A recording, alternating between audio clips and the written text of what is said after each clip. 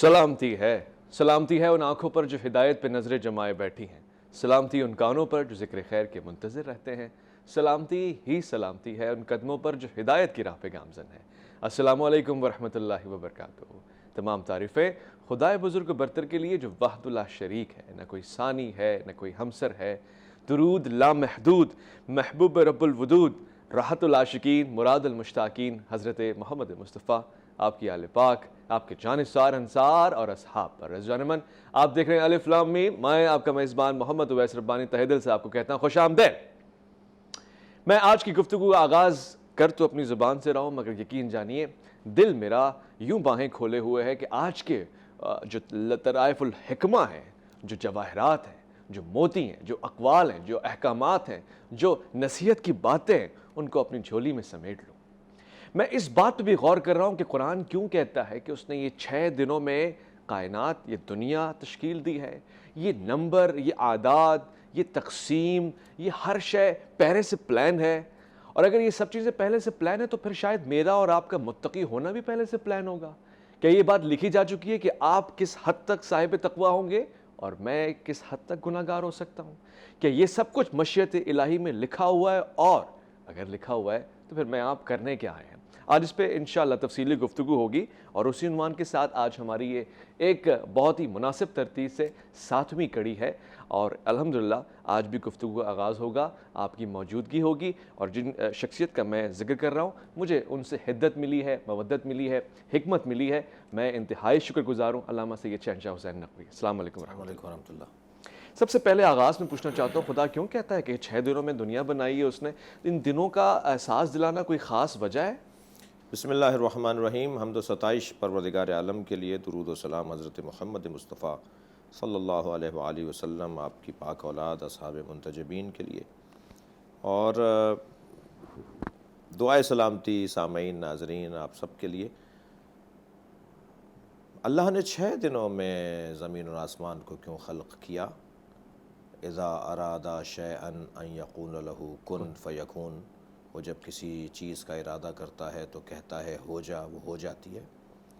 تو کیا قرآن کی ان دونوں آیتوں میں تضاد ہے؟ جی نہیں، قرآن کی دونوں آیتوں میں تضاد نہیں ہے۔ یہ بحث جو آپ نے آغاز میں ہی اس کی طرف توجہ دلائی ہے، یہ بحث قدرت کی بحث ہے۔ قادر، قدرت، اور ایک لفظ اور استعمال ہوگا تب یہ مسئلہ حل ہوگا، اور وہ ہے مقدور۔ قادر کی قدرت ایک مکمل، مفصل اور ایک مسلم عنوان عقائد اسلامی ہے۔ قادر مطلق قدرت تام رکھتا ہے، لیکن مقدور میں صلاحیت ہونا اور اس کی قدرت کی پذیرش ہونا، یہ ایک دوسری بحث ہے۔ کیا بات؟ اللہ جب چاہے جو چاہے کرے۔ ایک شخص امام رضا علیہ السلام کی خدمت میں آیا، دہریہ تھا، ملحد تھا، مادہ پرست تھا، کہنے لگا کہ آپ اپنے اللہ کی قدرت کے قائل ہیں۔ حضرت نے فرمایا لا ریب ان اللہ علی کل شیء قدیر، اللہ ہر شے پہ قدرت رکھتا ہے۔ تو آگے بڑھتے ہوئے اس نے اپنی جیب سے مرغی کا انڈا نکالا اور حضرت کے قریب رکھتے ہوئے کہا اس میں پوری دنیا کو ڈال سکتا ہے؟ آپ کا اللہ اس انڈے میں پوری دنیا کو ڈال سکتا ہے؟ حضرت نے اسے مخاطب فرمایا اور فرمایا کہ تم کرتے کیا ہو؟ اس نے کہا میں بڑھئی ہوں، کھاتی ہوں، کارپینٹر، نجار ہوں، میرا کام لکڑیوں کی شکلیں بنانا ہے، تخت، کرسی، ممبر، یہ بناتا ہوں۔ حضرت کے ہاتھ میں عصائے رسول صلی اللہ علیہ وآلہ وسلم تھا، لکڑی کا عصا تھا سرکار کا۔ آگے بڑھاتے ہوئے حضرت نے فرمایا اس سے مجھے تخت بنا دے۔ تو کہنے لگا میں تخت بنا سکتا ہوں، مگر اس لکڑی میں صلاحیت نہیں ہے کہ یہ تخت بن سکے۔ حضرت نے فرمایا یہی تیرا جواب ہے۔ اللہ ہر شے پر قدرت رکھتا ہے، مگر انڈے میں صلاحیت نہیں ہے کہ دنیا کو اپنے اندر لے سکے۔ واہ واہ، سبحان اللہ۔ یہ جو 6 دنوں میں اللہ نے زمین آسمان کو خلق کیا ہے، کیونکہ زمین آسمان ہے ہی 6 مرحلوں میں، 7ویں مرحلے 7واں آسمان، تحت الثری 7 آسمان، تو جس کے مرحلے ہی 7 ہیں وہ بنے گئی 6 دنوں میں نا، یعنی 6واں مرحلہ پورا ہوگا تو 7ویں چیز بنے گی۔ صحیح۔ تو 7 وہ مراحل، ایک مرحلے میں ایک چیز جو بنے گی ایک مرحلے میں، وہ ایک ساتھ بنی نہیں سکتی، مقدور نہیں ہے، اس میں صلاحیت اور اہلیت نہیں ہے کہ وہ ایک دم بنے۔ تو پھر قادر کی قدرت کا اظہار ہوگا اس کی مقدوریت کے مطابق جو مقابل میں ہے۔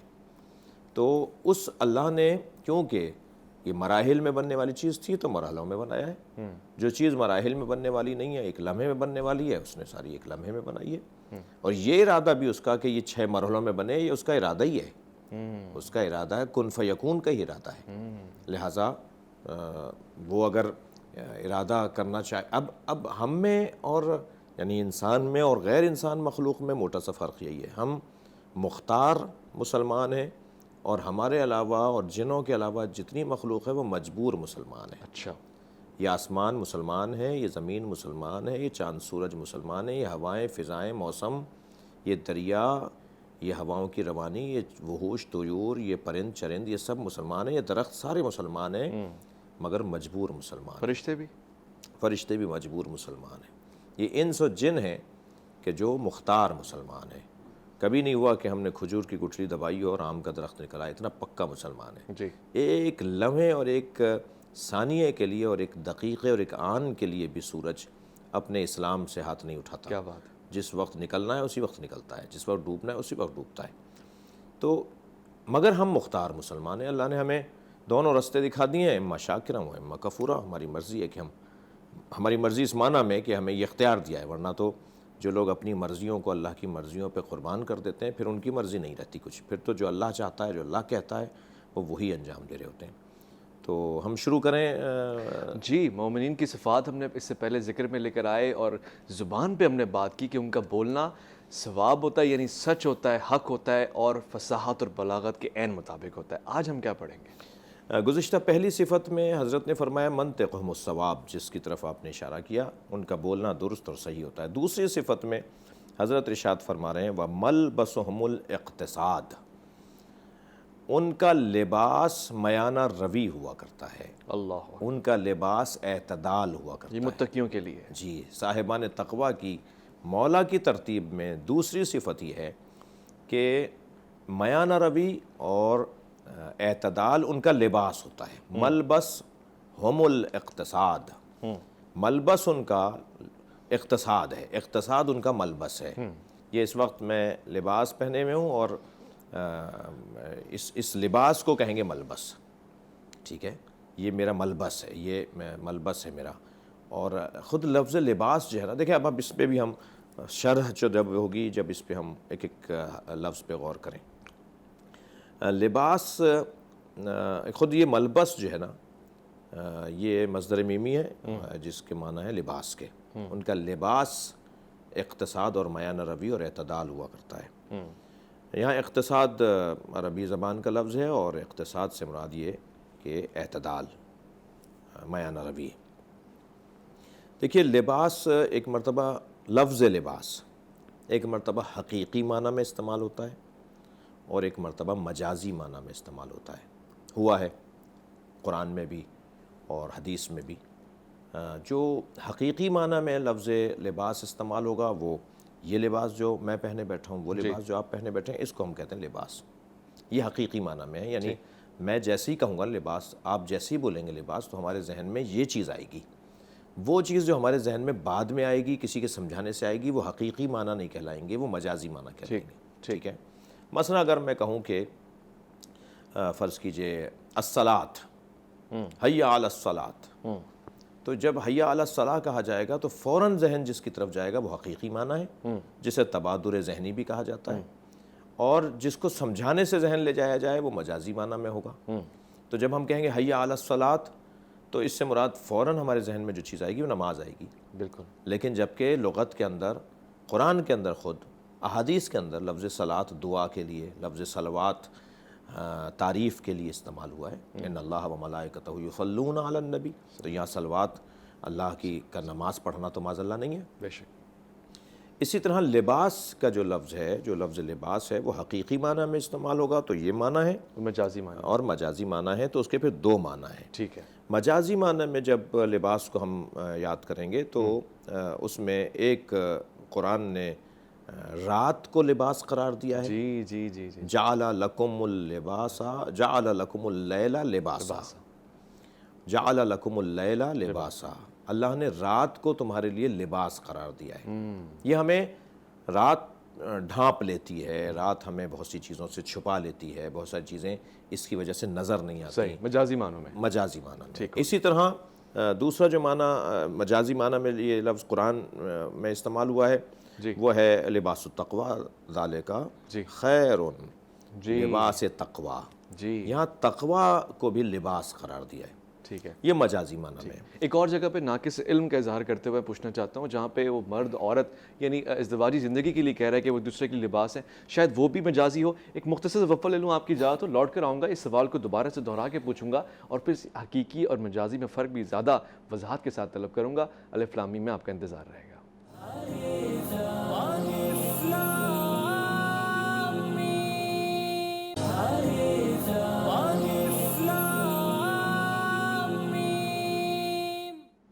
جی خوش آمدید کہوں گا۔ الف لام میم میں تقویٰ کی صفات یعنی متقین کی صفات کے اوپر گفتگو ہو رہی ہے بتدریج۔ پہلے ہم نے زبان پہ غور کیا، زبان کی کیا کیفیات ہونی چاہیے، اس کے گناہ کون کون سے ہیں اور پھر اس کی خامیاں کیا کیا ہو سکتی ہیں، کوتاہیاں کیا کیا ہو سکتی ہیں۔ اب ہم لباس کے اوپر بات کر رہے ہیں اور ہم نے سمجھنے کی کوشش کی ہے کہ لباس بھی ایک حقیقتاً اسی معنوں میں ہوتا ہے اور ایک مجازن ہوتا ہے۔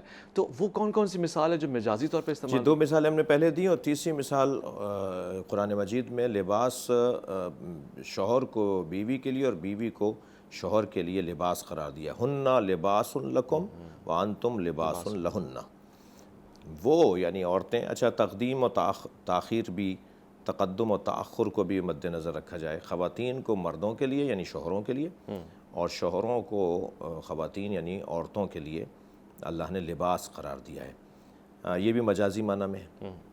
ایسا تو نہیں ہے کہ وہ اس پر اوڑھنی ڈال دیتا ہے، اپنے آپ کو ڈال دیتا ہے، وہ اس کے لیے اوڑھنی بن جاتا ہے، ایسا نہیں ہے۔ یہاں وہ مجازی معنی میں اس وقت تک روشن نہیں ہوگی بات جب تک ہم خود لباس کی خصوصیات پر توجہ نہیں کریں گے۔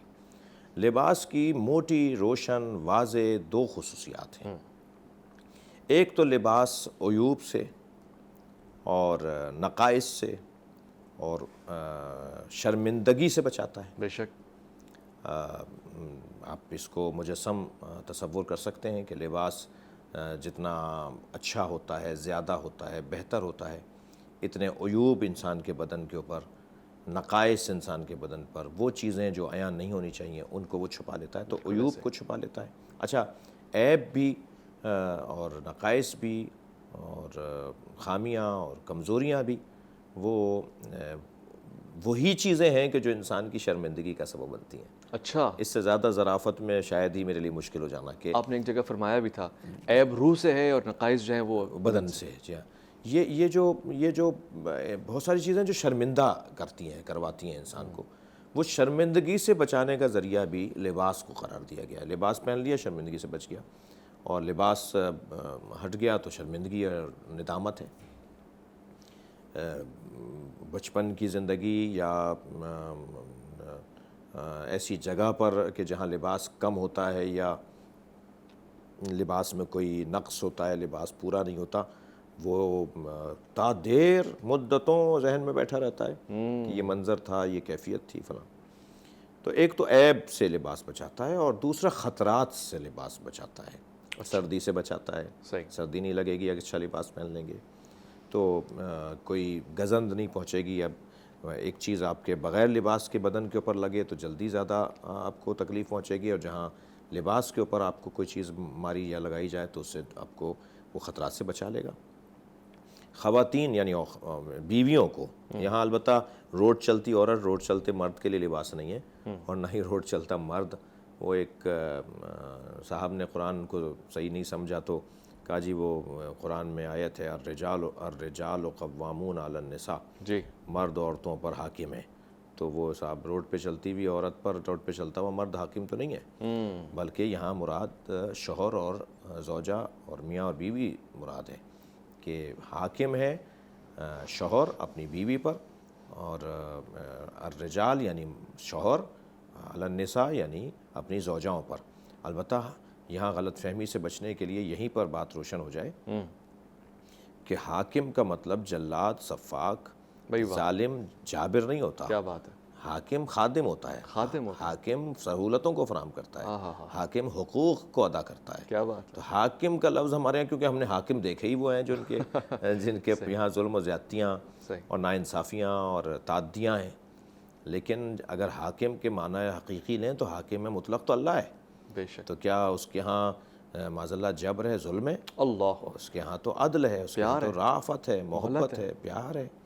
تو حاکم مطلق جیسا ہے، ایسے ہی حاکم مقید اور فرضی اور قراردادی اور تصوراتی حاکموں کو بھی ایسے ہی ہونا چاہیے۔ کیا خوبصورت گفتگو ہے۔ جی ہاں، تو یہ جو حاکم، یہ جو کہا ہن لباس لکم، تمہاری بیویاں تمہارے لیے لباس ہیں، یعنی دو کام کریں گی وہ۔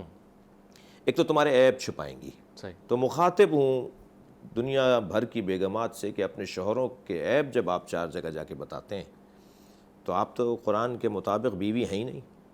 بیوی کی تو صفت یہ ہے کہ آپ اپنے شوہر کے عیبوں کو چھپائیں، آپ اپنے شوہر کی برائیوں کو چھپائیں۔ یہ جو یہاں عیب نظر آیا اور یہاں برائی نظر آئی اور وہاں فوراً فون ملایا، اور آج تو زمانہ اتنا جلدی جوڑ دیتا ہے، واٹس ایپ ملا لیا اور صاحب فون ملا لیا اور ساری باتیں اماں کو بتا دیں، ساری باتیں اپنی بہنوں کو بتا دیں اور بھاوجوں کو بتا دیں، اور معلوم ہوا کہ وہ ایک وقت تو آئے گا نا کہ وہ بات کھل جائے گی، اور پھر جو نفرتیں پھیلیں گی، پھر جو تناؤ ہوگا، پھر جو گھر بگڑے گا، پھر جو طلاق اور خلا تک بات جائے گی، اور بچے ماں باپ کے ہوتے ہوئے یتیم ہو جائیں گے، کیونکہ ایک جب علیحدہ ہوں گے تو یہ کسی کے ایک کے ساتھ رہیں گے نا، یا ماں کے طرف چلے جائیں گے یا باپ کی طرف۔ تو ماں باپ زندہ ہیں مگر باپ سے محروم ہیں یا ماں سے محروم ہیں، آپ کی چھوٹی سی اس حرکت کی وجہ سے کہ آپ لباس نہیں بن پائیں اپنے شوہر کے لیے۔ یہی برعکس بھی ہے، انتم لباس لہن، تم بھی ان کے لباس، اور تم شوہر حضرات بھی اپنی بیگمات کے لیے لباس، ان کے عیب چھپاؤ۔ یہ کیا تم جا کے اپنے، اور خاص طور پہ میں گزارش کروں گا، میں تو جب بات ہم کریں گے تو اپنے معاشرے کی بات کریں گے، کسی مسلک اور مکتب کی بات نہیں کریں گے، کسی فرقے اور فقہ سے جڑے ہوئے لوگوں کی بات نہیں کر رہے، بات اپنے معاشرے کی کر رہے ہیں۔ ہمارے ہاں ہر 10 شادیوں میں 7 شادیاں ناکام ثابت ہو رہی ہیں، طلاقیں ہو رہی ہیں، تلخ حقیقت ہے۔ جی، خلا ہو رہی ہے، علیحدگیاں ہو رہی ہیں، 3 شادیاں کامیاب ہیں۔ یہ 30% بہت کم کی تعداد ہے۔ جی اس کے برخلاف ہونا چاہیے تھا، بلکہ ہونا تو چاہیے تھا کہ ایک شادی بھی ناکام نہ ہوتی۔ جی 100% کامیاب اسلامی معاشرہ، ناپنے تولنے اور تھرمامیٹر اور ایک پیمانہ اور ایک میٹر آپ کے پاس کیا ہے، کیسے طے کریں گے ہمارا معاشرہ اسلامی معاشرہ ہے؟ اس کے جو ہمارے پاس فارمولے ہیں، ہمارے پاس جو کسوٹیاں ہیں، ان میں سے ایک کسوٹی ہے کہ شادیاں کتنی کامیاب ہو رہی ہیں۔ صحیح کہہ رہے ہیں۔ اگر ہمارے ہاں 70% شادیاں ناکام ہو رہی ہیں اور 30% کامیاب ہو رہی ہیں تو ہم 70% ہی غیر مسلم ہیں۔ زبان سے کہہ دینا کافی نہیں ہے، شاید اس کے جو شرعی اور کچھ احکامات سامنے آ جاتے ہیں، لیکن حقیقت میں وہ مسلمان نہیں ہے جس کے ہاں یہ چیزیں نہیں پائی جاتی۔ تو میری گزارش ہوگی کہ شوہر بھی اپنی بیوی کے عیوب خامیاں وہ نہ بتائے۔ کمرے کی بات میں اپنی بہنوں سے، نئی شادی شدہ اور خاص طور پر جن کے ہاں یہ مسائل ہیں، ابھی بھی وقت ہے، ابھی بھی مہلت ہے کہ آپ ہم اپنی اس کمزوری کو دور کریں کہ کمرے کی باتیں، بند کمرے کی باتیں باہر جا کے بیان نہ کریں، فون پر نہ بتائیں، یہ آپ کے شوہر کا مسئلہ ہے، کیا بات ہے۔ اسی کمرے میں حل کریں۔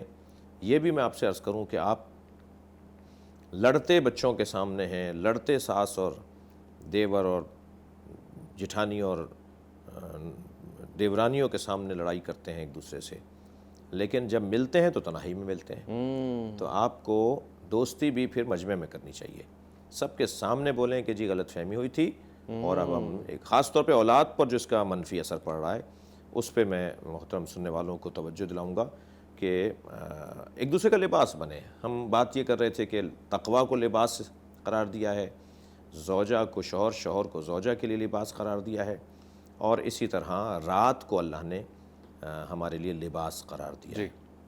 یہ مجازی معنی میں، اور جو حقیقی معنی میں ہے وہ یہی لباس ہے۔ تو یہاں مولا جو فرما رہے ہیں وہ حقیقی نہیں مجازی میں ارشاد فرما رہے ہیں۔ اچھا، ملبسہم الاقتصاد، میانہ روی ان کا لباس ہے۔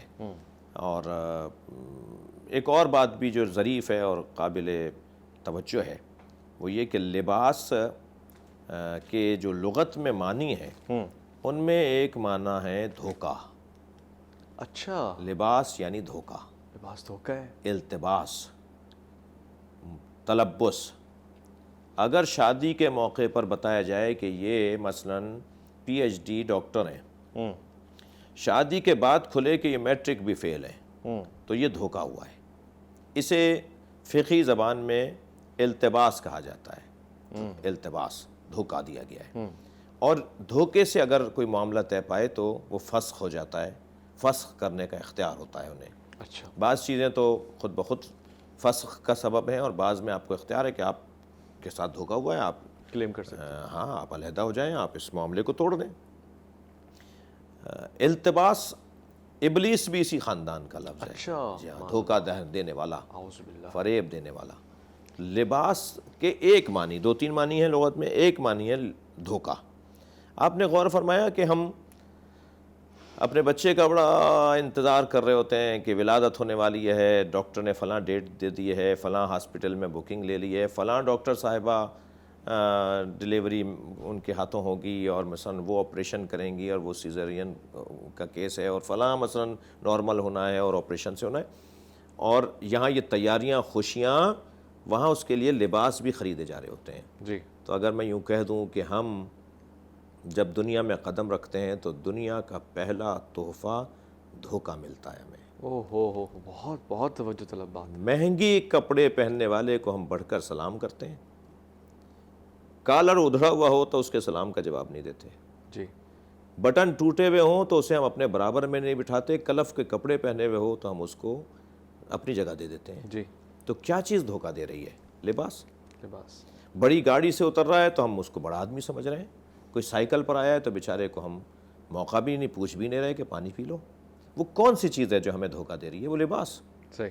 بڑے گھر میں رہ رہا ہے تو ہم سمجھ رہے ہیں بڑا آدمی، کیا معلوم کہ جو مہنگے کپڑے پہنے ہوئے ہو وہ علاقے کا یزید ہو، وہ علاقے کا فرعون ہو، صحیح۔ حمان ہو، شداد ہو، اور جس کے کالر ادھڑا ہوا ہو، جس کا بٹن ٹوٹا ہوا ہو، جس کا پائچہ پھٹا ہوا ہو، جی، جس کے بالوں میں دھول لگی ہوئی ہو، وہ اللہ کا ولی ہو۔ اللہ اکبر۔ تو ہم تو دھوکہ کھا گئے اس کپڑوں کی بنیاد پر، ہم نے تو دھوکہ کھا لیا اس گھر کی اور اس گاڑی کی بنیاد پر۔ اب مولا علی کا جملہ آپ جو نہج البلاغہ میں حضرت فرماتے ہیں، ما لبست علی نفسی، اب یہاں نہیں ترجمہ ہوگا میں نے لباس نہیں پہنا، معاذ اللہ، ترجمہ ہوگا میں نے آج تک اپنے آپ کو دھوکہ نہیں دیا۔ اللہ اکبر، اللہ اکبر۔ انسان کسی کو کیا دھوکہ دے گا؟ سب سے پہلے تو انسان خود دھوکہ کھا رہا ہوتا ہے۔ ایسا ہی ہے۔ یہ دوست دوسرے کو، مثلا اگر فرض کریں پیسے کے زیادہ آنے پہ چال بدل جائے، طریقہ بدل جائے، بات کرنے کا انداز بدل جائے، جی، بات کر رہے ہیں، بات یہاں ہو رہی ہے، دیکھ یہ وہاں رہے ہیں، ہاتھ یہاں ملا رہے ہیں، دیکھ وہاں رہے ہیں، یعنی وہ عجیب انداز۔ جی، کیا ہو گیا بھائی تمہیں؟ پیسہ زیادہ آ گیا، جی، گریڈ بڑھ گئے، افسر ہو گئے ہو؟ جی۔ یہ شخص اسے نہیں دھوکہ دے رہا، اپنے آپ کو یہ دھوکہ اپنے آپ کو دھوکہ کیا گہری بات ہے، اپنے آپ کو دھوکہ دے۔ جی، یہ کپڑوں کی بنیاد پر سمجھ رہا ہے بڑا ہو گیا ہوں۔ اللہ اکبر۔ جی، میں یہاں پہ کچھ دیر ٹھہر کے وقفہ لینا چاہتا ہوں۔ خود وقفہ بھی اسی بات کی پہچان ہے کہ ٹھہر کے سمجھیں گے، غور کریں گے، فکر کریں گے، آخر لباس ہی دھوکہ ہے تو پھر انسان ایک دوسرے کو تحفے میں دھوکہ ہی دیتا ہے اور خود کو بھی دھوکے میں رکھتا ہے۔ یہ دنیا واقعی ایک فریب کا نام ہے، اور واپس لوٹ کر آئیں گے، مزید سمجھنے کی کوشش کریں گے، پھر تقویٰ کا لباس کیا ہوتا ہے، میانہ روی کا لباس کیا ہوتا ہے۔ الف لام میم میں آپ کا انتظار رہے گا۔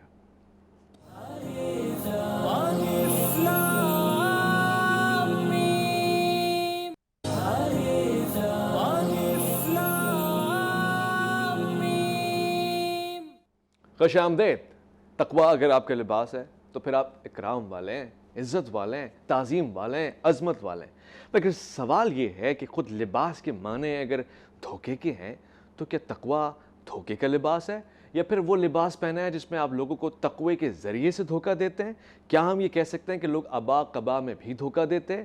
کیا ہم یہ کہہ سکتے ہیں کہ آپ کی وضاقتہ، آپ کی حیت، آپ کا حجم صرف ایک ظاہری طور سے دھوکہ اور فریب ہے، اور اصل میں جو چیز ہے وہ روح ہے، افکار ہیں، خیال ہیں؟ اس پہ بات ہو رہی ہے، اور آپ نے لباس کے حوالے سے ایک صفت بتائی ہے کہ یہ مومنین اور متقیان کی صفت بھی ہے۔ لباس اقتصاد ان کا لباس ہے۔ اب اس پہ ہم آج مجھے لگتا ہے کہ وقت ہمارے پاس تنگ ہے اور ہمیں بات بہت کچھ کرنی تھی، لیکن بہرحال جتنا ہو سکے وہ جملہ مولا کا، ما لبست علی نفسی ولا لبس علیہ، آج تک میں نے اپنے آپ کو دھوکہ نہیں دیا اور کوئی پیدا نہیں ہوا جو علی کو دھوکہ دے سکے۔ اللہ اکبر۔ الدنیا غری غیری، دھوکہ کون دیتا ہے؟ دنیا، یہ دنیا کی چیزیں ہیں نا جو دھوکہ دے رہی ہیں، گاڑی، بنگلہ، لباس، کھانا پینا، یہ چیزیں، اٹھ بیٹھ، یہ دھوکہ دے رہے ہیں نا، عمارتیں دھوکہ دے رہی ہیں، بڑی بڑی سواریاں دھوکہ دے رہی ہیں۔ حضرت فرمایا دنیا میں کوئی نہیں ہے جو علی کو دھوکہ دے سکے۔ اللہ، یہ دھوکہ اور یہ لباس کا چڑھا لینا، لباس کا کوئی لباس آپ پر ڈال دے یا خود آپ لباس پہن لیں، یعنی آپ دھوکہ کھائیں یا کسی سے دھوکہ، آپ خود دھوکہ کھائیں یا کوئی آپ کو دھوکہ دے۔ تو لباس یعنی ایسی ایک چیز ہے کہ جو انسان سے جڑی ہوئی چیز ہے۔ صحیح۔ اب اس جڑی ہوئی چیز میں جو فریب کاریاں ہیں، جو ملمہ کاریاں ہیں، جو قلعی ہے، جو دیکھنا کچھ اور حقیقت میں کچھ اور ہے، اسے سمجھنا ہے۔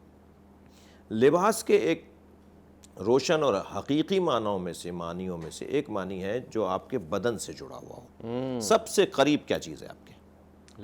لباس۔ سب آپ کی گاڑی سے زیادہ قریب، آپ کے جوتوں سے زیادہ، آپ مثلا آپ کے اور لوگوں سے زیادہ قریب، سب سے زیادہ جو بدن سے جڑی ہوئی چیز ہے یہ لباس ہے۔ مولا اس فرمان میں ملبسہم الاقتصاد، ان کا لباس میانہ روی، یعنی سب سے زیادہ قریب چیز جو ان کے ہوتی ہے وہ اعتدال ہے۔ اللہ اللہ، سبحان اللہ، سبحان اللہ، کیا خوبصورت مفہوم۔ جی، سب سے زیادہ قریب وجود اگر کوئی چیز کوئی وجود ہے تو وہ میانہ روی ہے۔ اقتصاد یعنی اعتدال، میانہ روی۔ اور یہ گویا شاید آج کے اس پروگرام کا بھی حاصل مرحلہ ہے، اور ہماری اس وقت کے معاشرے کی ضرورت بھی اسی مضمون کو بیان کرنے کی ہے۔ اس وقت جس تیزی سے ایک آفت منڈلا رہی ہے، گھیرے ہوئے ہے، حملات اس کے ہم پر ہیں، اور ہمارا معاشرہ اس کی زد میں ہے، اس کی گرفتاری میں ہے، وہ عدم اعتدال ہے۔ اچھا، کہیں غلو ہے تو کہیں تقصیر ہے، کہیں شرک ہے تو کہیں کفر ہے، کہیں تثلیث ہے تو کہیں تشبیہ ہے، کہیں تعطیل ہے تو کہیں تکفیر ہے۔ واہ واہ واہ، جی، مسلسل یا ادھر سے زیادہ روی یا ادھر سے زیادہ روی، الامر بین الامرین نظر نہیں آ رہا۔ اللہ اکبر، امر بین الامرین۔ یہ جو مولا یہاں فرما رہے ہیں کہ سب سے زیادہ قریب تقوی والے کے، متقی کے سب سے زیادہ قریب چیز جو ہوتی ہے وہ اعتدال ہوتا ہے۔ آہا آہا، اس کا معتدل ہونا، یہ سب سے قریب ترین صفت اس کی ہے کہ وہ نہ افراط کا شکار ہے، نہ تفریط کا شکار ہے، بلکہ لا افراط ولا لا جبر، معاف کیجیے، لا جبر ولا تفویض بل الامر بین الامرین۔ نہ ہم جبر کے قائل ہوں، نہ تفویض کے کہ اللہ نے سب کچھ ہمیں سونپ دیا، اختیار دے دیا، انبیاء کو دے دیا، اولیاء کو دے دیا، ائمہ کو دے دیا، خود نبی کو سب کچھ سونپ دیا، اور معاذ اللہ اللہ کے پاس کچھ نہیں ہے، یہ تفویض ہے۔ اور یہ افراط ہے کہ ہم کہیں ان کا کوئی مقام نہیں ہے، یہ ہم جیسے ہیں، ان کی ہم اور ان میں کیا فرق ہے، یہ ہم جیسے ہیں، یہ تفریط ہے، یہ افراط ہے۔ اور یہ تفویض ہے کہ نہ ہمیں جبر کی کیفیت میں جانا ہے، نہ ہمیں تفویض کی کیفیت میں، نہ ہمیں افراط کی کیفیت میں، نہ ہمیں تفریط کی کیفیت میں، نہ ہمیں تثلیث کی کیفیت میں، نہ ہمیں تکفیر کی کیفیت میں، نہ ہمیں غلو، نہ ہمیں تقصیر، نہ ہمیں کفر، نہ ہمیں شرک۔ ہمیں اعتدال کے اندر اپنے آپ کو رکھنا ہے، معتدل رہنا ہے۔ یہ جو اعتدال ان کے قریب ترین ہوتا ہے۔ دیکھیں، اللہ اکبر، میں سمجھتا ہوں کہ اللہ کے کلام کے بعد سرکار دو جہاں کے اقوال اور احادیث، اس کے بعد مولا کائنات کے فرامین، اصحاب منتجبین کے فرامین، ائمہ اہل بیت کے کلمات، یہ اتنے روشن واضح ہمارے لیے دستور حیات ہیں کہ ہمیں کہیں جانے کی ضرورت ہی نہیں ہے، ہمیں کہیں دائیں بائیں ہونے کی ضرورت ہی نہیں ہے۔ یہ ہمیں معتدل رکھنے کے لیے ہمیں فرما رہے ہیں، مالک میں تمہیں جہاں گورنر بنا کر بھیج رہا ہوں، مصر بھیج رہے تھے حضرت مالک اپنے اشتر نخعی کو، تو پورا خط لکھا مولا نے، اور وہ خط مارکۃ العرا خط ہے۔ اقوام متحدہ میں کوفی عنان کے زمانے میں انہوں نے ایک پریس کانفرنس کی تھی، اور اس میں انہوں نے کہا تھا کہ تاریخ مدن میں، شہر و مدینہ، مدینہ کی جمع مدن، مدینوں و شہروں کی تاریخ میں سب سے جامع ترین اگر کوئی دستور حکومت مرتب کیا گیا ہے تو وہ مسلمانوں کے ان کے الفاظ تھے، چوتھے خلیفہ علی بن ابی طالب کا دیا ہوا دستور ہے۔ سبحان اللہ، سبحان اللہ، اور وہ میرے پاس اخبار کی کٹنگ بھی موجود ہے، سبحان اللہ، جی ہاں، جس میں انہوں نے کہا جی جو انہوں نے لکھ کر دیا کہ حکومت کیسے چلے، حکمرانوں کے نام خط، صحیح صحیح، اسے بہرحال راجیو گاندھی نے چھپوایا، جہاں خان جنرل صاحب نے چھپوایا، مختلف لوگوں نے چھپوایا۔ جی قائد اعظم محمد علی جناح کو علامہ رشید ترابی نے انگریزی ترجمہ کر کے دیا، کیونکہ قائد اعظم کو انگریزی زیادہ بہتر پڑھنا آتی تھی، تو وہ ترجمہ بھی آج موجود ہے۔ صحیح۔ اور پچھلے دنوں ہم نے حکمران مختلف پارٹیوں کے سیاستدانوں کو بھی وہ خط ہدیے میں دیا ہے۔ جی اس خط میں مولا فرماتے ہیں کہ مالک، اب اعتدال کی بات، جی ہمارے معاشرے کی اس وقت دوا ہے یہ، جی معاشرہ جس بیماری میں مبتلا ہے جی اس بیماری کی دوا ہے یہ جو میں عرض کر رہا ہوں۔ جی فرماتے ہیں مالک، میں جہاں تمہیں بھیج رہا ہوں وہاں دو طرح کے تمہیں لوگ ملیں گے، یا تمہارے دین میں تمہارے بھائی ہوں گے یا انسان ہونے میں تمہارے بھائی ہوں گے۔ بے شک۔ تو معلوم یہ ہوا کہ ہندو بھائی ہیں نا ہمارے، ہاں عیسائی بھائی ہیں نا سبحان ہمارے، اللہ، یہودی بھائی ہیں نا ہمارے۔ سبحان اللہ۔ ہم صہیونیوں کی بات نہیں کر رہے جو مسلمانوں کو قتل کرنا چاہتے ہیں، ہم مطلق ان کی کہ جو ہمارے مذہب مکتب پہ نہیں ہے، مگر مولا کے دیے ہوئے فارمولے کے مطابق وہ ہمارے انسان ہونے میں بھائی ہیں۔ اما اخ لک فی الدین، یا تمہارے دین میں تمہارے بھائی ہوں گے۔ تو میرا مسلمان ہے تو میرا بھائی ہے، اور اگر اور گہرا ہو جاتا ہے تو بھائیوں میں بھی تو بہت سے قریب تر ہوتے ہیں، بعض بھائی ہوتا ہے مگر تھوڑا دور ہوتا ہے، تو ممکن ہے کہ میرا ہم مسلک ہو اور ہم مکتب ہو، فقہ میری اس کی ایک ہو تو زیادہ قریبی بھائی لگتا ہو مجھے۔ تو یہ کوئی فطرت سے خلاف نہیں ہے، فطرت کے خلاف نہیں۔ بات اتنی ہے کہ ہمیں اعتدال، ملبسہم الاقتصاد، مولا علی فرما رہے ہیں اقتصاد، میانہ روی، اعتدال ان کا لباس ہوتا ہے جو ان کے وجود سے سب سے قریب ہوتا ہے، سب سے قریب ہوتا ہے۔ انتہائی شکر گزار ہوں میں اس گفتگو کا، ان احکامات کا، ان حکمت کی باتوں کا، اور میں علامہ صاحب کا بھی خصوصی طور سے شکر گزار ہوں۔ بہت ہی آسان، اور میں یہ کہنا چاہتا ہوں کہ میرے لیے اگر سمجھنے میں آسانی ہے تو آپ کے لیے اس سے زیادہ آسانی ہوگی، کیونکہ تو ظرفیت کی بات ہے، شرفیت کی بات ہے۔ آج ہم نے یہ بات سمجھ لی ہے کہ ایک تو لباس، وہ بھی تقویٰ کا لباس، وہ بھی اعتدال پسندی کے ساتھ، یعنی متقی جو ہے وہ معتدل بھی ہے۔ اپنا بہت خیال رکھیے گا، اپنے سے بڑھ کے خیال رکھیے گا ملک پاکستان کا، اللہ کے فرمان کا، اللہ کی امان میں۔